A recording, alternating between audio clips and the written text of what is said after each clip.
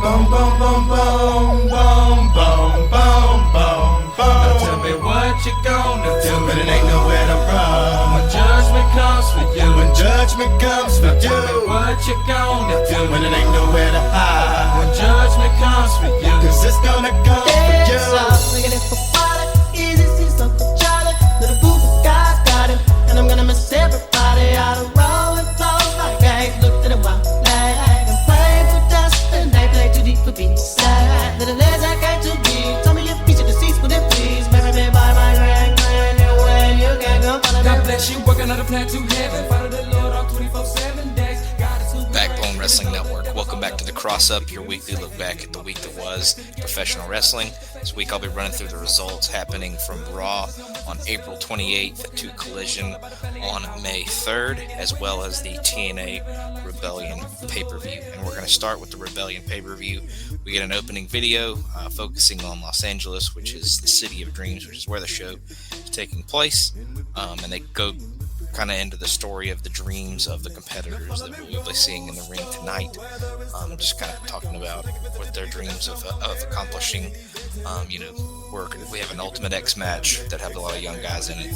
Obviously, they hope to be the X Division champion, and some other people throughout the card that have their dreams ahead of them, and hopefully can accomplish them tonight.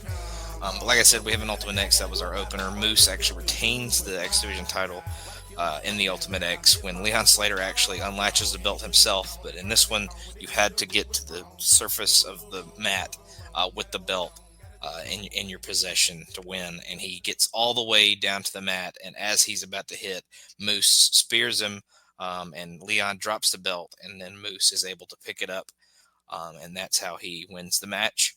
This match also had Sidney Akeem, Casey Navarro, Matt Cardona, and El Hijo de Vikingo. They were also in the match. But Slater basically wins it, but he doesn't land on the mat. So Moose spears him and gets possession of the belt and retains it. We then get the Team by Elegance. They win a four-way, defeating Spitfire, the Meta Girls, and Gigi Dolan and Tatum Paxley when Ash hits Rarefied Air on Jody Threat. So they retain their women's tag team championships. We then get Elijah in the backstage. He is saying he's ready for his friend Joe Hendry to retain the world title tonight. We then get Ace Austin and the Rascals defeating the System, which was represented by Brian Myers, Eddie Edwards, and Moose again pulling double duty. JDC was supposed to be in this match, but he had some kind of travel issue that didn't allow him to be there, so Moose took his place. But Wentz actually gets the win when he hits the UFO cutter on Moose. So the X Division champion may have retained earlier, but he does take the pinfall here in this tag team match. We then get Steve Macklin. He defeats Eric Young, retaining his international title when he reverses a pile driver into a roll-up for the win. After the match, the Northern Armory runs in to beat Macklin down, and them and Eric Young end up choking him out with a steel chain and kind of hanging him over the ropes in kind of a brutal spot. So pretty good stuff there. We then get Mike Santana defeating Mustafa Ali in a Falls Count Anywhere match when he hits the spin the block. We then get introduced to our newest signing of the women's division, and that is Indy Hartwell. So she's kind of been out since she got released from WWE a few months ago, but she is going to be our newest knockout. We then get Masha Slamovich defeating Tessa Blanchard, and what I was kind of surprised as a result, but she beats her via submission with a disarmer. So I was thinking Tessa would probably take it here. I assume Tessa will probably be the one to beat Masha eventually, but I was kind of surprised they didn't pull the trigger here, but we'll see if they do so on the next big show. We then get the Nemeths. They actually defeat the Hardys to become the new tag team champions when Nick hits a low blow in a danger zone on Jeff. And then Ryan tags himself in and gets the pin to get the glory. And then Joe Hendry wins our main event to retain his world title against Frankie Kazarian and Ethan Page. He hits the standing ovation on Page. And then after the match, Trick Williams runs in and takes out Hendry with the trick shot to end the show. Santana and Ali was by far the best match. They just have really good chemistry with each other. Seem to have some pretty good matches in the ones that they've had so far, but this was no different, and they really stole the show, I'd say. But we'll move from there to Raw. We get Nick Aldis. He's in charge tonight as Adam Pearce. was out for, I forget what he was out for, but he was doing something or had some kind of personal thing that kept him away from Raw this week. So Nick Aldis is playing interim GM for the week. The commentary talks about Gunther attacking Pat McAfee last week, earning himself a fine and a suspension. And then they say later tonight, McAfee will comment on the situation to the crowd in the arena. We then look back at Seth Rollins and Paul Heyman gloating last week when Braun Breaker joined them. And obviously, they see a lot of potential in Mr. Breaker, and they see him as the future, and they're going to guide him in that way. And then Rollins, Heyman, and Breaker come out to the ring. Rollins says all his usual stuff, and he talks about it must be difficult for those of you who still want to chant for CM Punk or Roman Reigns. The future of the company isn't John Cena, Jey Uso, or anyone else, because it is Rollins himself. Sami Zayn then comes in to interrupt. Rollins then doesn't seem overly thrilled that he has come out. Rollins welcomes him back to the show, and Zayn says that they've known each other for a long time. This is a bunch of nonsense, though, because Rollins and Zayn spent a lot of time talking about Punk and Reigns. What was the one thing that those two had in common? It's the guy who is now standing behind Rollins, who doesn't work for Rollins. Zayn thinks Rollins might have been jealous of Punk for all that time, because he just wanted to be in Punk's situation or position. Rollins says this is the future, and this is not the bloodline. But Zayn says he's looking at the wise man and a pet dog that is going to solve all of Rollins' problems. Obviously, talking about Braun. And then he says, by the way, if Breaker keeps looking at him like that, he's going to get his face kicked in. Rollins says Zayn is going to need to get out of the way or get beaten down, but maybe they can pull some strings and get him off of Raw without any problem. He tells Zayn that he'll need an answer by the end of the night of whether he's against or with them. We then get Rhea Ripley defeating Roxanne Perez via DQ when Julia comes out and attacks Rhea. After the match, both of them beat down Rhea until Io Sky makes the save. We then get the Judgment Day. They're happy that JD McDonough is back. Finn Balor goes to talk to him, but Liv Morgan says they need to get ready for their match.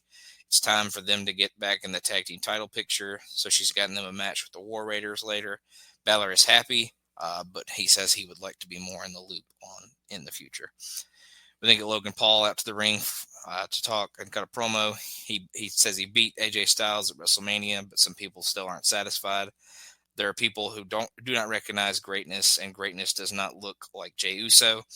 Paul has done everything in WWE except win a world title, so Uso's days are numbered. Uso then comes out and saying he's not about to just hand the title over. The fire that was lit inside him when he saw Gunther beat up his brother is never going out. If Paul wants the title, come take it. Paul then calls him stupid, but ended up getting dropped with a super kick before Uso leaves to go to the back. And they get the War Raiders defeating the Judgment Day, represented by JD McDonough and Finn Balor, when they hit the War Machine on JD after some help from Pentagon, who had come out to interrupt, or Penta, I should say. Paul Heyman then interrupts Sami Zayn and Otis talking to each other, and then Otis bails. Heyman talks to Zayn about bringing up the bloodline, but moves on to Seth Rollins quickly. Whether it's true or not, Rollins sees himself as the future of wrestling. Breaker is not happy either and is demanding a match with Zayn later tonight. That has to be respected because Breaker is key to their plans. If Zayn is willing to move to SmackDown this week, the GM has guaranteed Zayn a WWE title shot against whoever wins the John Cena and Randy Orton match at Backlash. Heyman then says, you can live in the future or you can die in the past. Heyman goes to leave, and Braun Breaker is waiting outside the door, and they both just kind of smile and smirk at each other, seeming like they're setting up Zayn for some kind of destruction later. We then get Becky Lynch. She comes out to explain why she attacked Lyra Valkyria last week. She stepped in to help Valkyria after Bayley was attacked before WrestleMania. And yeah, of course, Becky did it. Becky does not want to hear the fans yelling at her because Bayley has attacked her over since 2019. Bayley has forgotten what this business is supposed to be because she's out here dancing to the wrestlers' music and wearing their T-shirts while crying about not being a bigger star. Well, Bayley got to see what a bigger star looks like when Lynch walked down the ramp at WrestleMania. As for Valkyria, she wouldn't be in this business if it wasn't for her. Lynch was gone, and Valkyria buddied up with Bayley while Lynch wanted her to ditch that bitch. It's too late, though, because Valkyria is already a loser. And then Lyra comes out looking like she's about to cry pretty much, but she interrupts Becky. Says a lot of women in the back warned her about Becky, with Bayley being the first one to do so. She didn't believe it, though, because she had this dream of winning women's tag team titles with her fellow Irish woman. Maybe it took all of the manhandle slams to get it through her head, but Lynch bails from the threat of a fight. Valkyria brings up beating Lynch for the NXT Women's title and issues a challenge for tonight. Lynch then says she isn't wanting to fight in Kansas City, so Valkyria then challenges her for a match at Backlash, and she'll even put the Intercontinental title on the line. Lynch is in, but Valkyria says she's already on the way to being a better woman than Becky. She's already a better wrestler, which sends Lynch into a rant. Valkyria then drop kicks her through the ropes, and the beating is on with Becky bailing. Valkyria then poses at the top of the stage, but Lynch comes back out and jumps her from behind to leave her laying to end the segment. We then get Nick Aldis. He comes up to Penta and understands that he wants the Judgment Day, but we can't have that kind of violence. However, Aldis has made a match between Penta and JD McDonough for next week. That's good for Penta, but Chad Gable interrupts and mocks Penta for losing at WrestleMania. That wasn't even his favorite part of WrestleMania, though, because that was seeing Rey Fenix lose to El Grande Americano. Penta kicks him in the face and then says, "Cero miedo." We then get a video of Rusev, who re-debuted last week. He's ready to hurt people after finding himself he found himself in a forgotten land or something like. He says some kind of like low key mark against AEW, but he found himself over the years.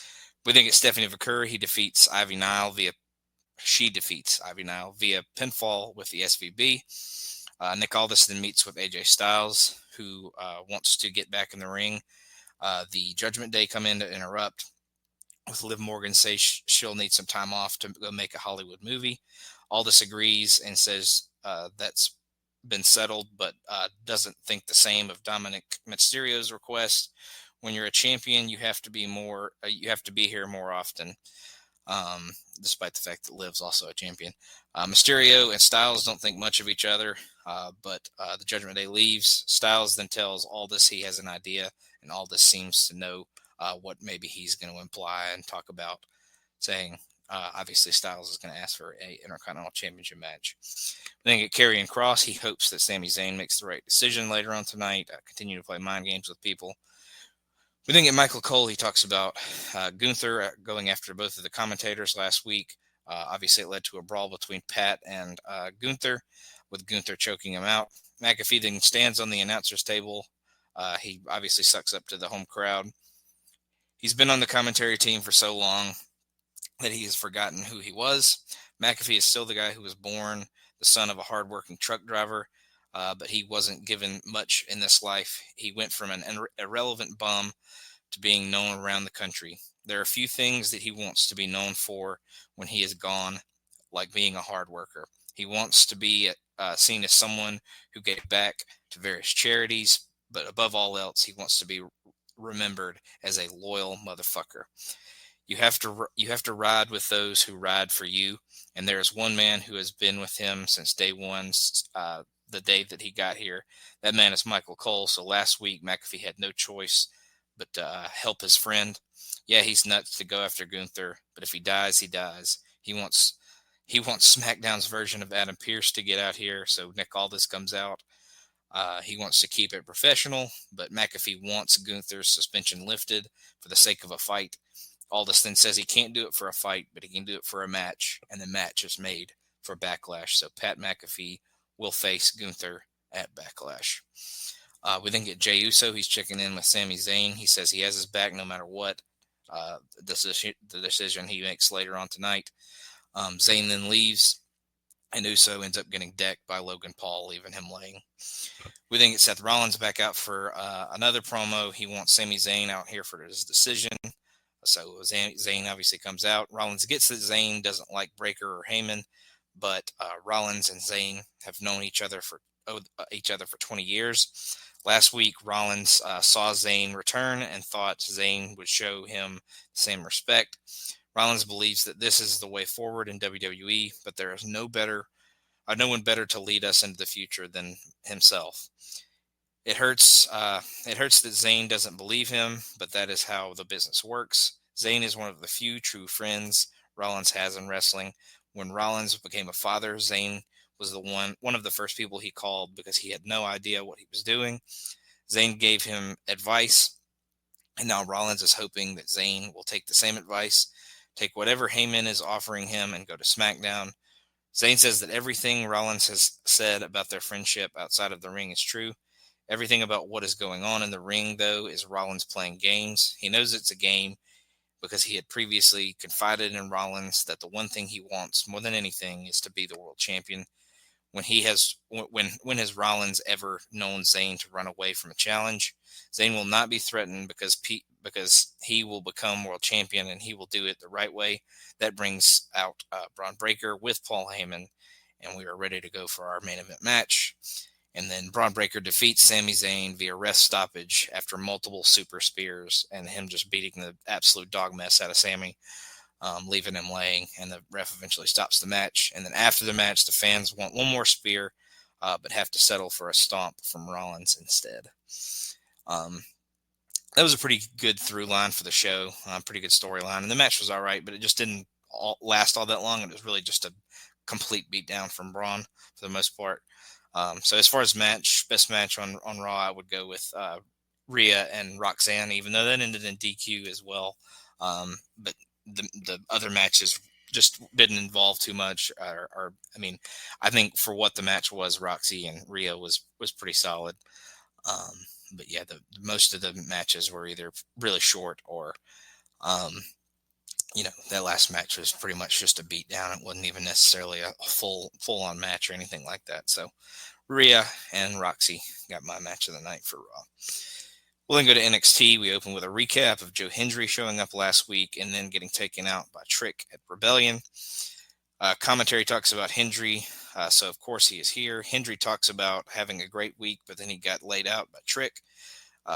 That was Trick crossing the line because he couldn't stand people talking about Hendry. People were talking about Trick not being able to win, so he went after Hendry, who has a violent side. Hendry calls Trick out, but he gets a Dark State instead, and they jump and attack him and leave him laying. We then go to earlier today. Ava had invited Io Sky back to NXT for one night and asked if she had a partner for tonight. Sky doesn't yet, but Jordan Grace comes in to offer her services, and Sky agrees. We then get Carmen Petrovich. She listens to Gigi Dolan and Tatum Paxley vent about their recent losses, but Ashante the Adonis comes in. He's gotten Petrovich a match with Sol Ruka, but she's not thrilled about him calling Dolan and Paxley losers. Ricky Saints then defeats Lexis King via pinfall, following the Rochambeau to retain his North American Championship. Sean Spears then is cutting a promo with his fellow calling members. He complains about their recent issues of not being able to get victories. He wants Izzy Dame to put the spotlight on herself, and if they become a better team, they will find their success. So obviously calling them out for not winning the ladder match at Stand and Deliver, and Brooks and Nico not winning the gauntlet before Stand and Deliver to get the title shot. We then get Tony D'Angelo. He comes out with his family members and some security. No, he did not expect Stax to turn on him because they have known each other since they were kids. Stax would go after anyone, and D'Angelo would step up for him because that's what loyalty does. The thing is, Stax has always wanted to be the boss, while Stax has stepped up when he was needed, even when D'Angelo was hurt. He has been a hothead and put the team in jeopardy. That's what made D'Angelo step in to make the save, which is why Stax waited for the right moment to stab him in the back. The family is scattered, and here comes some random goons. Stacks pops up on the screen saying he won't be showing up tonight. Security won't let anyone do anything tonight, but D'Angelo needs to hear something. The reality is that D'Angelo doesn't understand that he isn't a leader anymore. He has gone soft and doesn't even know who he can trust anymore. Um, the goons then try to come in again and go after D'Angelo, but D'Angelo is able to clear the ring without having much trouble. And then D'Angelo tells Stacks to bring it. But obviously they just kind of look at each other on the screen and in the ring and stuff like that. So they'll have a face off eventually, but it did not happen tonight. The Metaphor is then happy to be back, but Lash Legend and Jakar Jackson seem to think it's time for the teams to go their separate ways. Noam Dar agrees, and the team seems to be done, but on good terms, which is kind of crazy because, again, I'll say this right now, but they left off a lot of, or they let go of a lot of people on Thursday. I think it was Thursday or Friday. I think it was Friday because it was before SmackDown. But Oro Mensah and Jakar Jackson both got released. So Noam and Lash Legend are the only members left of the Metaphor after Friday. So they are.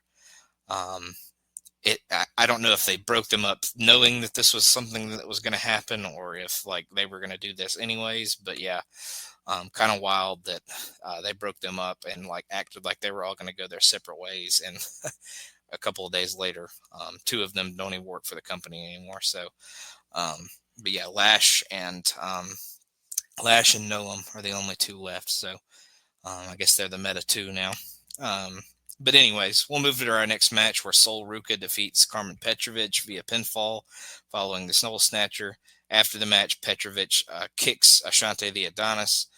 And yeah, just thank the Lord that this relationship is over and this storyline that's been going on for months really didn't do much for either person, and just thank God it's over, it seems.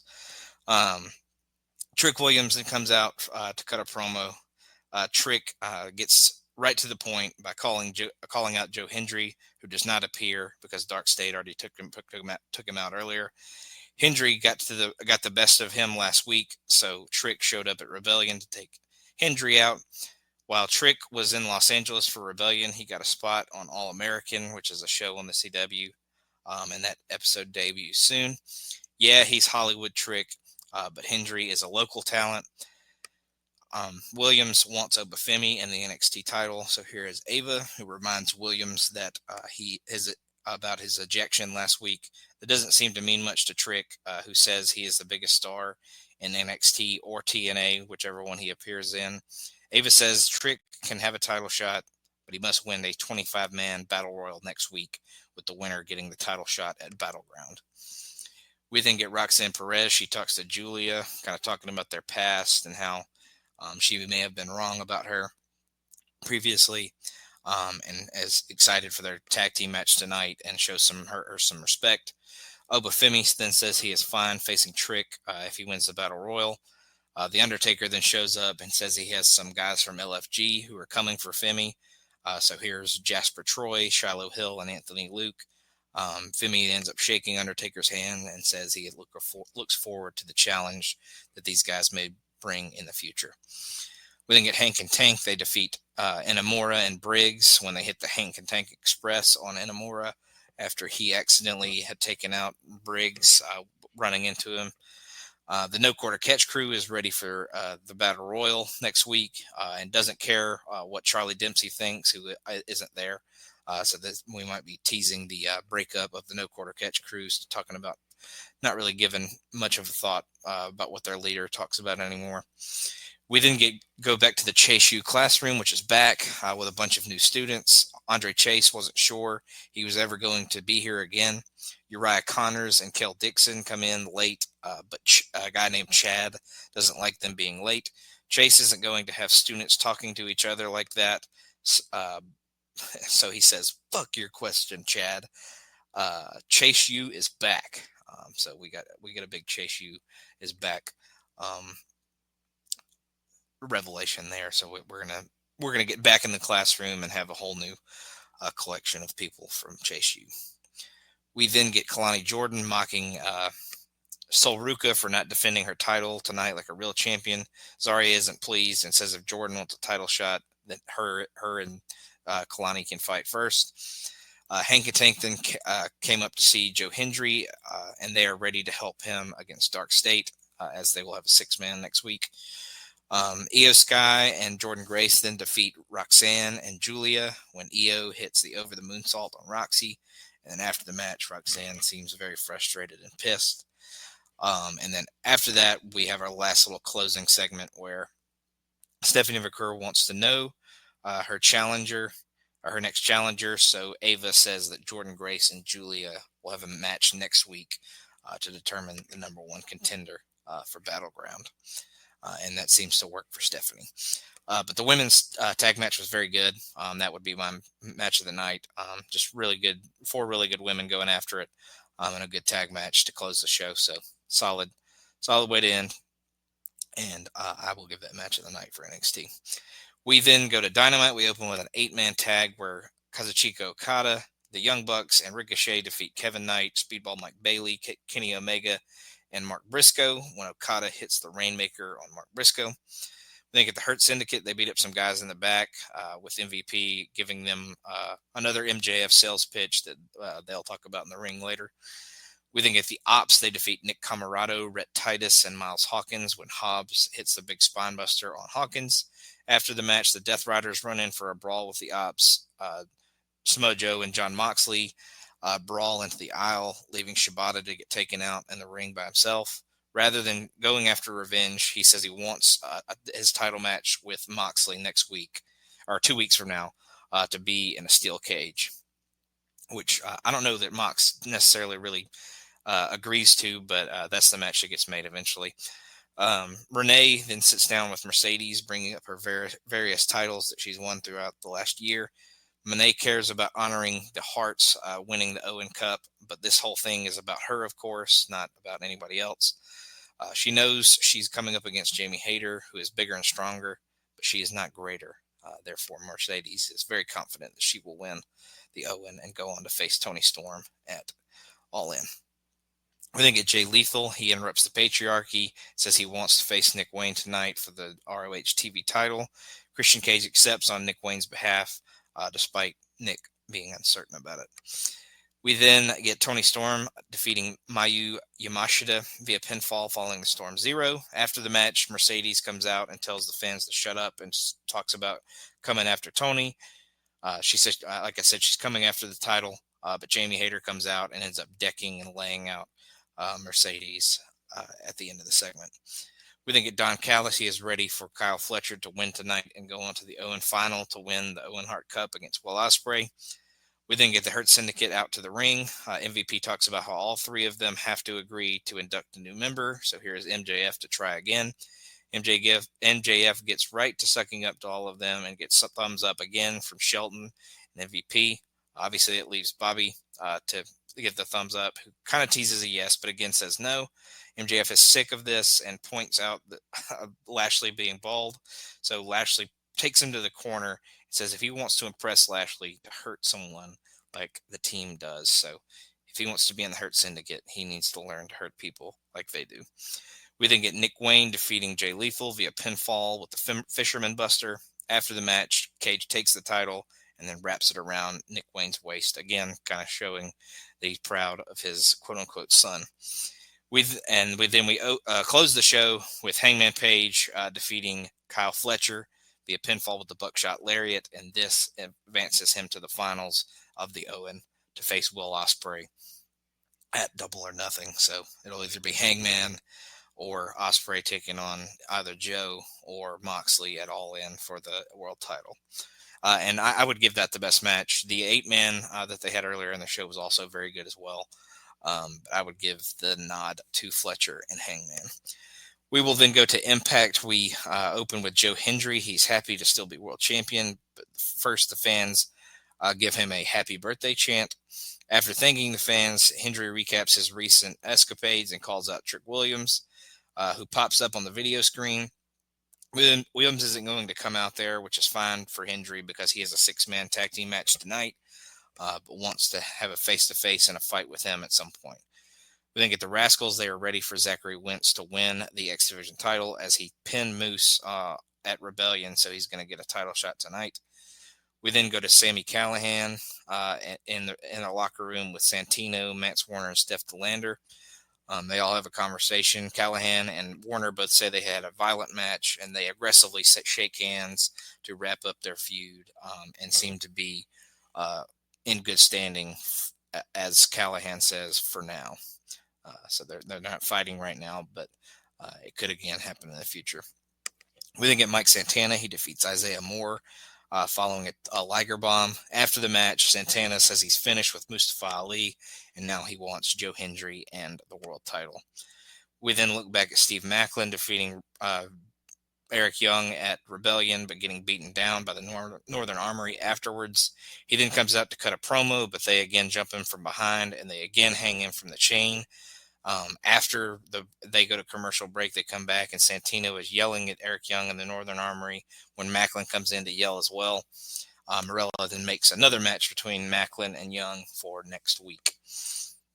We then get Moose. He retains his title via pinfall against Zachary Wentz following a spear. We then get a disheveled Mustafa Ali who has nothing to say, but the great hands seem to say that he's not doing well right now, but this is a version of Mustafa Ali that you don't want to mess with and don't want to be in his path rage for. We then get Cody Deaner. He comes out for a chat. He says his contract expires soon, and he isn't getting a new deal because he hasn't won a match in over a year. He grew up in a tiny town, and now he can say that he has had a 25-year wrestling career. Now he can say he is a proud husband and father of 4 children. Only one company gave him a chance, though, and because of the fans, no matter what, he feels like a winner. Santino then comes out. He is willing to give Deaner an extension until Under Siege, and if he can beat Eddie Edwards there, he might even get a new contract. We then get Robert Stone from NXT randomly, and he comes out with Victoria Crawford, who is the former Alicia Fox. Stone says that Morella is officially under review from the board at Anthem. This company needs a new boss with a new vision. So Stone is going to be supervising Morella and seems to be that vision that the board is looking for. The deputy director of authority, who is going to be Victoria Crawford, will be assisting him in the process, and she will also get a Knockouts title match at Under Siege. And then after the break, Morella and Stone are arguing in the backstage, and then Tessa Blanchard comes in and throws her support behind Robert Stone. We then get Jody Threat. She defeats Maggie Lee via pinfall following the pop shove it. We then get the Team by Elegance yelling at Maggie Lee after her loss, and they say the solution to her problems is a makeover. So we might have another member of the Team by Elegance, Maggie by Elegance, going forward. So we'll see whenever that makeover happens. We then get Indy Hartwell. She comes out for her Impact debut. She talks about her history of watching TNA in Australia, and now she is ready to be not just a knockout, but the knockout of TNA. We then get Leon Slater. He defeats Casey Navarro via pinfall following the Swanton 450. Masha Slamovich is ready to prove why Victoria Crawford is in over her head when she faces her at Under Siege. And then we get the Nemeths and Frankie Kazarian defeating Joe Hendry and the Hardys when Nick hit the danger zone on Jeff. And then the best match for me on Impact was Moose versus Wentz. I thought it was a really solid contest, big guy, little guy kind of match. And Wentz made it believable that he could possibly walk out with the title, but Moose and his power ends up being just a little bit too much. We will then move to SmackDown. We open with Damian Priest almost getting into a fight with Solo Sikoa and Jacob Fatu as they enter the building, but LA Knight just seems to walk past them as they're being held apart. LA Knight then comes into the ring. He says he lost the U.S. title to Fatu in his chance at a rematch, and a lot of that was due to Solo Sikoa. Priest didn't help things, and while Knight has no problem with him, Priest then comes out and interrupts him. Priest then says Sikoa got involved, and Knight is the one who lost the title at WrestleMania. Knight did lose, but he's not getting a title shot because of Priest.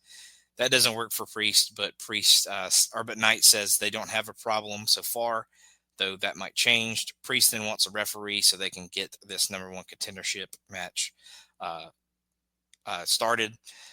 We then have the match, and Damian Priest actually wins by disqualification when Solo Sikoa comes in and attacks Priest. After the match, Knight and Priest get together to beat down Sikoa. Jacob Fatu then comes in, and they both get taken out pretty quickly. We then go from there, and we look back at Fraxium's debut last week. Fraxium is ready to face Pretty Deadly tonight. So Pretty Deadly comes in and interrupt him and talk a bunch about, it's kind of a friendly back and forth. I don't really know that Pretty Deadly's treated as heels ever since the thing with DIY. I think they kind of came out of that being baby faces, but they're still kind of tweeners in that they still kind of act like cocky, arrogant pricks. But there's kind of a little friendly back and forth in the backstage between them and Fraxium. Fraxium then defeats them when Axiom hits the Super Spanish Fly and Frazier hits the Phoenix Splash on Kit Wilson. We then go back, and Michin and BFAB want to be the women's tag team champions. The Secret Hervis bring in Chelsea Green, whose title was hijacked by the Deep State last week.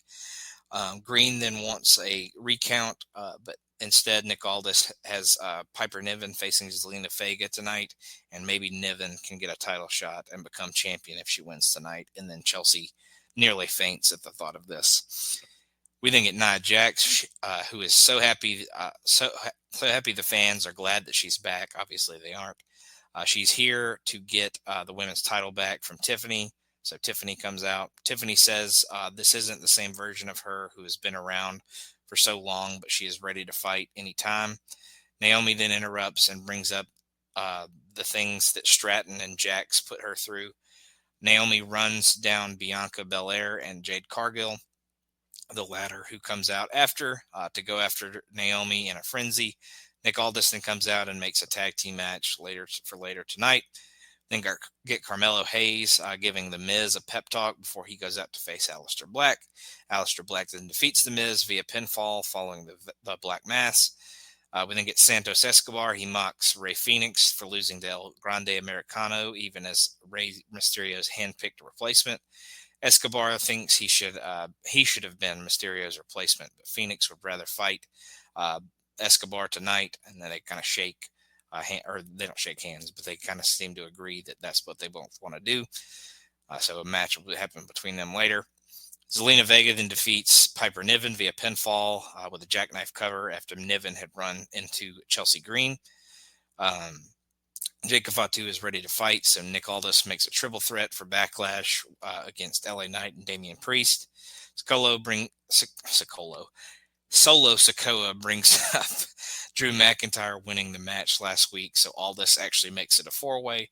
Sikoa then says Aldis is screwing Fatu over and over, and then Aldis actually points out that Sikoa is the one that seems to be screwing Fatu, getting that match made into a four-way instead of a triple threat.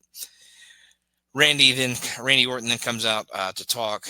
He talks about how he has seen John Cena for years and knows that Cena was a walking, talking cartoon character during the PG era. At the same time, Orton was doing everything he could to get to the top. Talks about all of Cena's obsessions with merchandising, which made him that much more money. Last week, Cena said that he raised a bunch of children, but the only thing he raised was the price of his merchandise, so the parents had to work harder.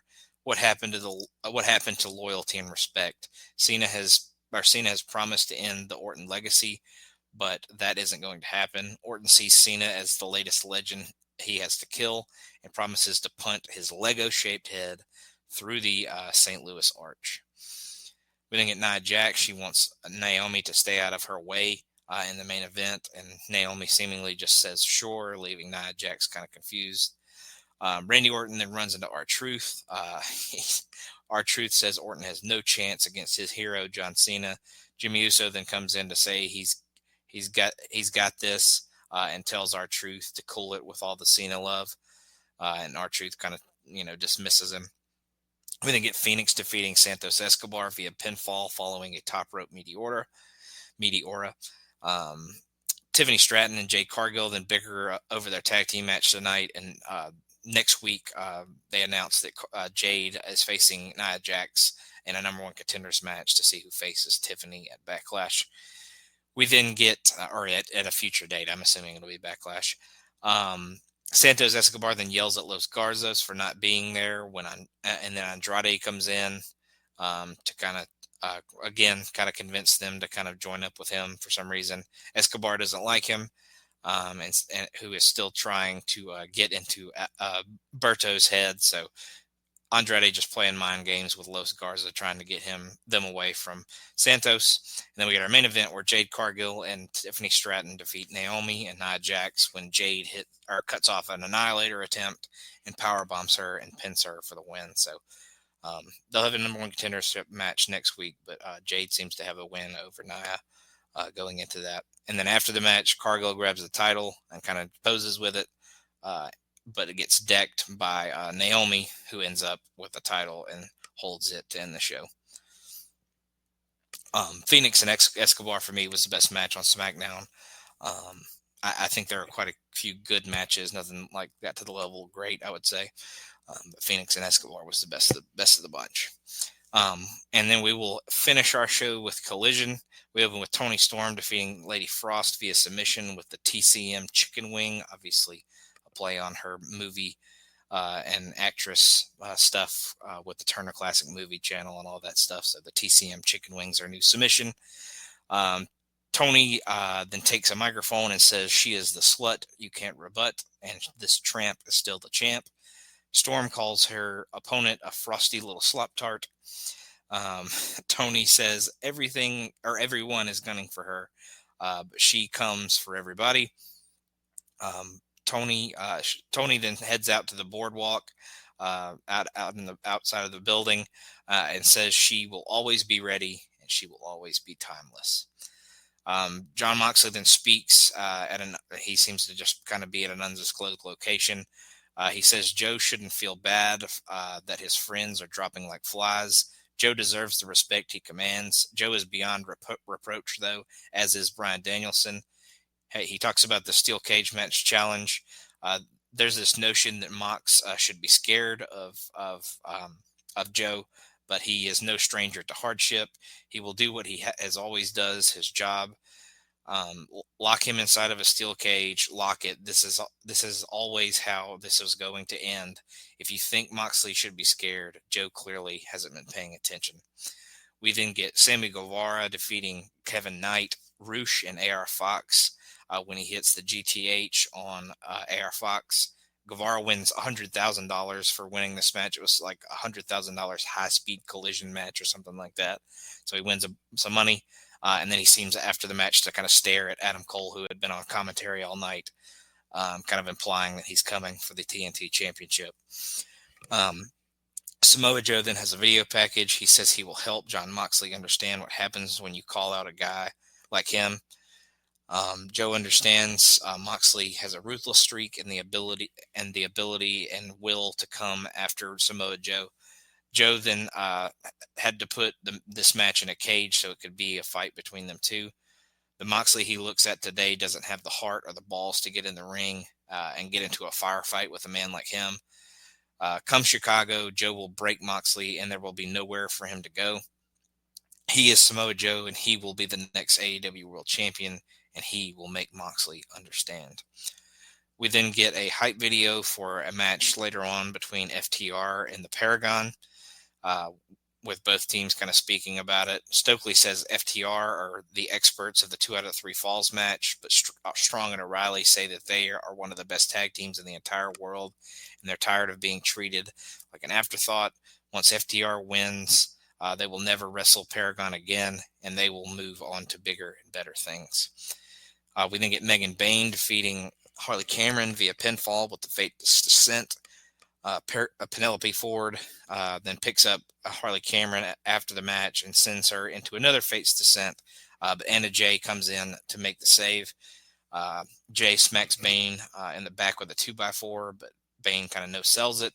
Bane then grabs and throws the 2x4 away and runs in, but Jay pulls the ropes down, and obviously Bane tumbles out to the floor.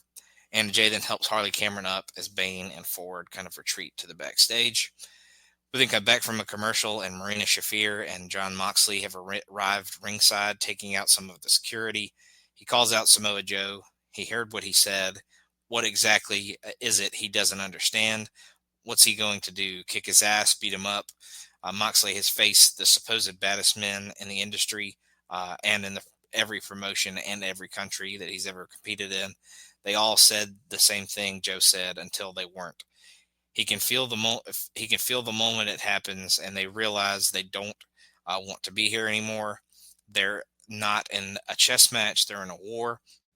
Joe, he says to Joe, "You think I don't want to get into a real firefight? They've been in one this entire time." With that, Moxley exits the ring and heads into the crowd again, with Joe obviously not coming out to face him. We then get Josh Alexander facing Brody King, and they wrestle to a 15-minute time limit draw.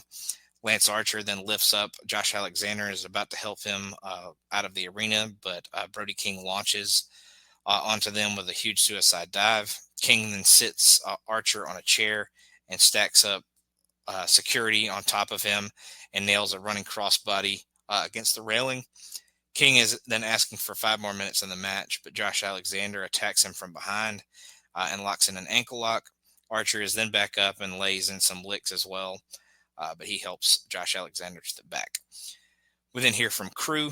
It was inevitable that they would beat Top Flight. They are not in AEW to waste time. They tried to drift off in the sunset, but Top Flight couldn't stand seeing them in the rearview mirror. They hope everyone learned the lesson and that they should fear the Crew. We then get Max Caster in the ring. He says Atlantic City is looking live at the best wrestler in the world, or best wrestler alive. These people just witnessed a 15-minute time limit draw, and that got him thinking that no one can survive 5 minutes in the ring with Platinum Max. He asked for 5 minutes to be put on the clock because before his next victim comes out, he wants the crowd to prove they're not drunk and degenerate tourists, and wants them to do his chant correctly. Who is the one to last 5 minutes with the best wrestler alive? Daniel Garcia is willing and able to answer the challenge and defeats him in a minute via pinfall with a pile driver. After the match, Garcia calls out FTR. He says he just handled his business. They should handle theirs. And then after that happens, they need to have a talk. We then get Lexi Nair. She's in the back with Billy Gunn and Anthony Bowens. Bowens reminds everyone that he is a 5-tool player. He is in his home state of New Jersey, and he will climb his way to championship gold. Blake Christian and Lee Johnson show up, and all they hear is blah, blah, blah. Christian says Bowens got outshined the other week. Johnson believes he is 150% better than Bowens. Christian softened him up, and he could put him down. Bowens then tells them to step up and get their asses mollywopped by the 5-tool player anytime and anywhere. We then get the Gates of Agony. They squash Ray Jazz and Goldie. We see Crew is watching from ringside while the Gates celebrate their win. Big Bill and Brian Keith show up on the screen and say they are waiting in the parking lot, and they want the Gates of Agony to come find them. We then cut to the parking lot where Brian Keith and Big Bill are waiting. And the Gates of Agony come out. They all come to blows as Khan throws Keith through a section of fencing, and Bill knocks Khan out with a big boot. There was a bunch of security and kind of local guys that get tossed by Leona. Who throws him into a sign. Bill and Leona then square off against each other, and Keith jumps at Leona from behind. All four continue fighting as the cameras leave and head back to the ring for the main event, where FTR defeats Paragon in a 2 out of 3 falls match 2-1, winning the third fall after hitting the Shatter Machine on Kyle O'Reilly. FTR then celebrate, but Daniel Garcia comes out. He marches down to the ring with a crowbar. Stokely demands that Garcia calm down. Garcia says he wanted to beat all 3 of them with the crowbar, but he can't because he has too much love for the 2 of them. When his mentors left him stranded, FTR picked up the pieces of him and helped him when he needed them the most. But after what they did to Cope and Daddy Magic, he is looking for answers. He won't get them by having a therapy session with them. So he's got an idea. How about next week, Garcia wants them to meet him in the ring, and he's going to beat some answers out of them. That 2 out of 3 falls match is the best match from Collision. The Paragon, O'Reilly and Strong, and the FTR just have a ton of chemistry with each other. You know, FTR is one of the best tag teams in the world, and O'Reilly and Strong are a really great tag team as well. So anytime those guys can get in the ring with each other is a good time. So we'll hop into some TV match rankings real quick. Fletcher and Hangman would be my best match of the week. That 2 out of 3 falls match would be number 2. King and Alexander from Collision would be number 3. The 8-man from Dynamite would be number 4 for me. And 5 would be the Roxanne and Julia versus Jordan and Io Sky match from NXT. So really dominated by AEW this week, with Raw being kind of heavily promos and storyline kind of stuff, progression and all that. Not much match from there. And SmackDown was kind of iffy this week, I would say at best. But as far as pay-per-view match rankings for Rebellion, Santana and Ali, like I said, was number 1 match. Ultimate X would be number 2 for me. Masha and Tessa would be number 3. Ace and the Rascals versus the System would be number 4. And Hendry, Paige, and Kaz would be number 5. So check out Rebellion. It was a pretty solid show. Definitely that Santana and Ali and Ultimate X match, I would definitely go out of your way to check out. But I'd say if you're going to watch those matches, just watch the whole show because it was a pretty solid show from top to bottom. So that'll wrap it up for the week. Thank you for joining me. And I don't think we have a pay-per-view next week, but I think Backlash is the week after. So we'll have an all TV show next week, and then we'll have Backlash the next week, and then I think Double or Nothing is the week after that. So thank you for joining me as always. You can't see me, my time is now. It's the franchise where I'm shining now. You can't see me, my time is now. In case you forgot or fell off, I'm still hot, knock your shell off. My money stacked fat, plus I can't turn the swell off. The franchise doing big business, I live this, it's automatic, I win this. So you hear those horns, you finish. A soldier, and I stay under you fighting. Plus I'm storming on you chumps like I'm thunder and lightning. Ain't no way you breaking me, kid, I'm harder than nails. Plus I keep it on lock like I'm part of the jail. I'm slaughtering stale competition. I got the whole block wishing they could run with my division, but they gone fishing with no bait. Kid, your boy hold weight. I got my soul straight. I brush your mouth like Colgate. In any weather, I'm never better. Your boy's so hot, you never catch me in the next man's sweater. If they hate, let them hate. I drop your whole clan. Lay your ass down for the 3-second tan. Your time is up, my time is now. You can't see me, my time is now. It's the franchise where I'm shining now. You can't see me, my time is now. It's gon' be what it's gon' be. 5 pounds of courage, buddy base, 10 pants with a gold tee. It's a war dance, a victory step. A raw stance is a gift, and you insist it's my rep. John Cena trademark, y'all are so-so. And talk about the bread you make, but don't know the recipe for dough. Aiming guns in all your photos, that's a no-no. When this pop, your lip lock, your big talks a blatant no-so. See what happens when the ice age melt. You see monetary status is not what matters, but it helps. I'm rocking Timepiece by Benny, if any. The same reason y'all could love me is the same reason y'all condemn me. A man's measured by the way that he thinks, not clothing lines, ice links, leather and minks. I spent 20 plus years seeking knowledge of self. So for now, Mark Fredker's living life for wealth. Your time